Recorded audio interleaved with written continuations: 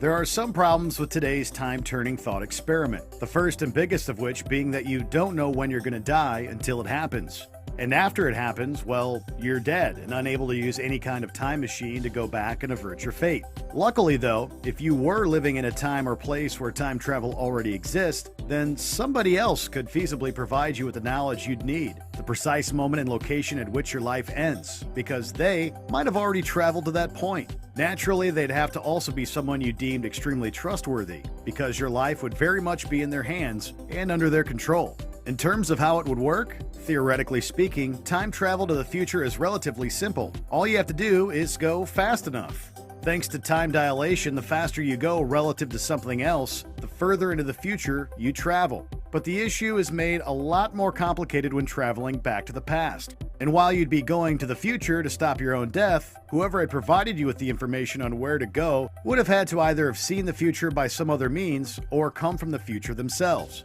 So backwards time travel is as important as forwards for this particular mission. The encouraging news is that time travel to the past might not be impossible in models of general relativity. According to some theories, it could hypothetically be done by your going close enough to a massive black hole, for example, or by you somehow exceeding the speed of light. Whether or not those will ever be viable options, or indeed whether they'd ever actually work, is another matter. At best, preventing your own death via time travel would take a lot of time, energy, and effort. First, someone goes back in time to assist. Then you fly to your future. And then you find and get to a black hole to slingshot yourself back to your original time. Even if it was possible, to today's mind, it's not exactly practical. Philosophy offers a different perspective on this physical conundrum, though. Fatalism and determinism are two similar, though not identical schools of thought, which suggests that you can't change the future, whatever happens. In fatalism, humans are only free to do what they actually do. This means that if you're debating whether to have cereal or toast for breakfast, for example, and you choose cereal, you are always going to pick cereal. You both do and don't have a choice. But you couldn't go back and change that choice because everything only happens one way, the cereal way. Determinism similarly opposes free will and suggests that there is no way to avert future events when talking about time travel, because they are predetermined. So in the case of today's question, it doesn't matter whether forward or backwards time travel is ever possible, because you can't prevent even your own death. Simply because it's your death.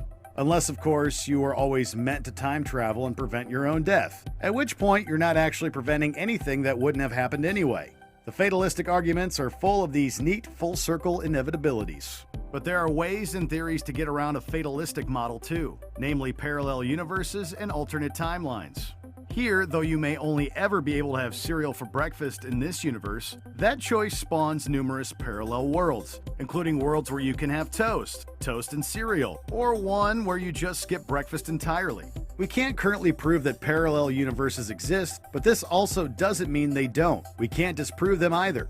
And when you imagine achievable time travel into the scenario too, well, reality really starts to splinter.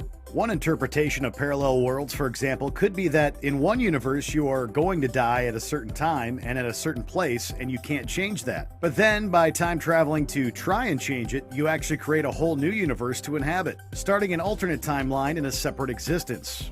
And maybe, if your mission is successful in that universe, you don't die there or then, but at a different point entirely. It doesn't offer a great deal of comfort to the version of you in the original universe, because they still die, but it does open up a whole new dimension of death-defying possibilities, quite literally. If your priority remains simply to stop your own death in this particular universe, though, there are probably better, more efficient ways to go about it. In a hypothetical future where time travel technology both exists and is accessible enough for you to even entertain this dream, it's perhaps not unreasonable to expect that there are other pieces of tech on the horizon to make your mission easier too, like ones aimed at prolonging life in general. Perhaps you could time travel to a point long past your death to learn the details about things like AI preservation, cryonic freezing, or reverse aging, things that might not have been around in your own lifetime. But then you could bring that knowledge back to your own timeline, apply it to yourself, and miraculously live on. It's much more indirect, but it's another scenario where time travel saves your life. Unless, of course, fatalism rings true and you were always meant to do all of that anyway, in which case it's hopeless from the outset. Finally, though, say all these currently impossible things came to pass, forward time travel was possible, backwards time travel was possible, you were able to learn when and where you were going to die, and you were able to change the future to prevent it. Even after all of that, you've got problems in the shape of paradoxes. One of the biggest and most mind-boggling issues is that once you go forward in time to prevent your own death, you remove the motivation to go forward in time and prevent your death in the first place. Because why stop what doesn't need stopping? Because it's already been stopped. Why worry about something that doesn't happen? Even though it only doesn't happen because you worried about it to begin with. In this scenario, the vital information about where and when you'll die immediately becomes incorrect or just wouldn't exist at all, which means you would never have gone to the future to set the events in motion. The whole episode is erased. In other circumstances, you could also inadvertently create a self-fulfilling time loop, when by going to the future to prevent your own death, you actually accidentally ensure that you're going to die. What if you die getting struck by a car, so you travel to the future to stop it? Then what if you, as the time traveler, are somehow the cause of the original timeline of you getting hit? If you'd never have messed with time, it would never have happened. Or what if in trying to stop it, you get hit by a car and killed as the time traveler? You will have actually cut shorter your original timeline in your misguided efforts to save your own life.